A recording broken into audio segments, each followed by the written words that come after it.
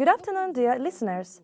My name is Oksana Vladimirovna Rybalchenko, and I am a microbiologist. I have been working as a professor of St. Petersburg State University since the microbiology, virology, and immunology course at the Faculty of Medicine was launched. Today at the lecture, we will begin to discuss the biology of special microorganisms, viruses, which is necessary for their understanding of problem of coronavirus infection. Let's start our discussion of viruses as special living organisms. Viruses are indeed a special form of life. Even in our time of intensive development of biology, their origin and meaning of existence remain mysterious and unclear.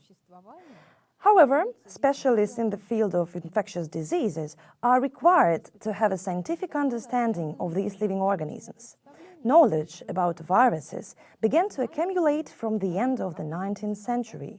By the middle of the 20th century, virology as a new scientific direction had been formed. In general, virology is the science, or particularly the system of disciplines about viruses. Virology studies the structure, functional properties, ecology, phylogeny, and taxonomy of viruses. Viruses are living things with a non-cellular structure. To be precise, they are a non-cellular form of life. Here is another definition of viruses. They are intracellular molecular parasites of various living organisms, such as bacteria, plants, animals, and humans. French geneticist Andrew Lvov in 1965 gave a deeper definition of viruses as intracellular, potentially pathogenic agents with an infectious phase containing only one type of nucleic acid, reproducing themselves and lacking enzymatic systems for energy production. Viruses are characterized by the properties of all living open systems, based on polynucleotide matrices. Here they are. First, the capability of replication or autocopy. Second, the capability of repair or error connection. Third, mutation process or inherited change in structure and properties. The fourth, recombination or inclusion of exogenous and recombination of endogenous genes. The priority of the discovery of viruses belongs to Dmitry Iosifovich Ivanovsky. Let's discuss the discovery of viruses as new infectious agents. Dmitry Iosifovich Ivanovsky, a graduate of the St. Petersburg Imperial University, discovered a new causative agent of tobacco disease and determined its filterability through very small pores. Particularly, Ivanovsky studied two tobacco diseases. The first pathogen was microscopic fungi. The second causative agent of the disease of tobacco mosaic turned out to be absolutely brand new. Let me remind you what the scheme of the experiment was. The extract of the diseased plant was filtered through the pores of kimberlite pipes, followed by the infection of a healthy plant with this pure solution. The point was that the pure solution of the extract of the diseased plant remained infectious after the filtration. Ivanovsky made several important conclusions after the experiment. Firstly, the filtered agent had been unknown before. Ivanovsky named it as virus. The second thing was that the virus was very small and passed through the pores of the filter. The third conclusion was that this infectious agent cannot be grown, unlike other pathogens, on artificial nutrient media.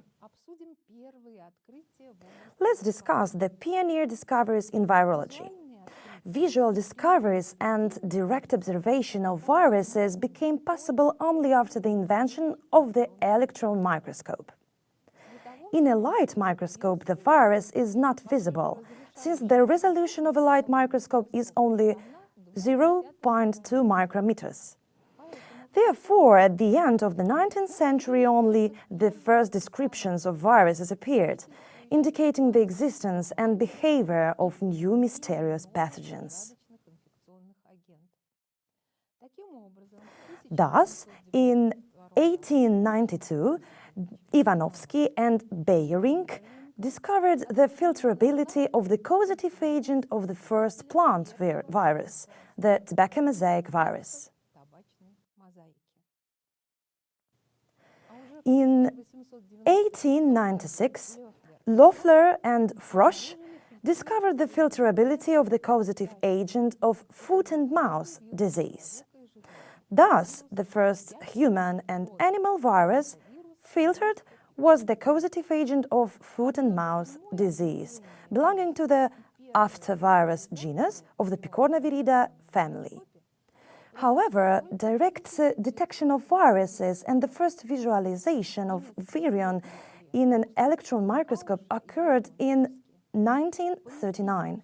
German researchers Gustav Kausche and Helmut Ruski placed the morphological description of the tobacco mosaic virus in the German Journal of Natural History. Let us discuss the main differences between viruses and other microorganisms such as bacteria and microscopic fungi. To start with, here are the basic principles of virus organization. First of all, viruses have a non-cellular structure. Then, viruses do not have their own transcriptional translational complex necessary for their reproduction process.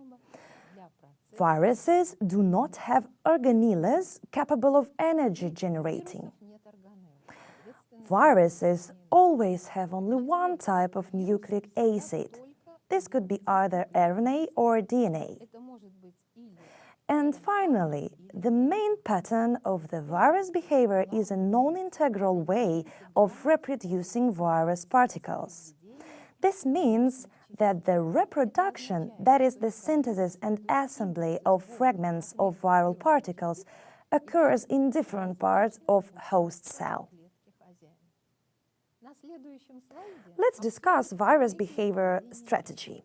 The main strategic tasks during the existence of viruses are the following: preservation of genetic information. The second goal is to infect new target cells. And the third task is to reproduce the new viral particles within the host cells due to enzymes of the host organism. It is impossible to detect the particular area where virus particles are assembled. Different parts of the virus are built in different parts of the cell, and while exiting from the cell, the viral particle is completely assembled.